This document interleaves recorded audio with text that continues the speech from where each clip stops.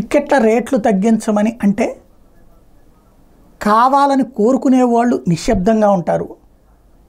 టిక్కెట్ల రేట్లు ఎందుకు తగ్గించాలి అని మాట్లాడేవాళ్ళు యాక్టివ్గా ఉంటారు, తిట్టిపోస్తారు. అందరు హీరోల అభిమానులు కూడా టిక్కెట్ల రేట్లు ఎంత ఎక్కువ ఉంటే తమ హీరో అంత గొప్పోడని ఫీల్ అవుతారు. ఎంత ఎక్కువకి అమ్ముడు పోతే అంత గొప్ప అని ఫీల్ అవుతారు.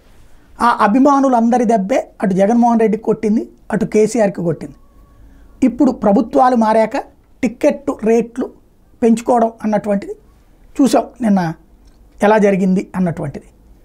600 రూపాయలు, 700 రూపాయలు, 800 రూపాయలు, 1000 రూపాయలు ఈ రేంజుల్లో ఒక్కొక్క థియేటర్ని బట్టి, షోస్ని బట్టి, అది స్పెషల్ షోస్ అయితే ఒక రేటు అన్నటువంటిది.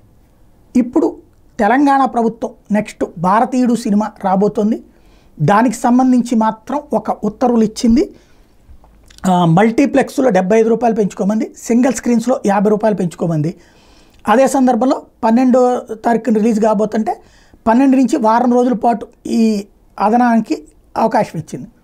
మరి ఆంధ్రప్రదేశ్ ప్రభుత్వం ఎంత ఇస్తుంది చూడాలి.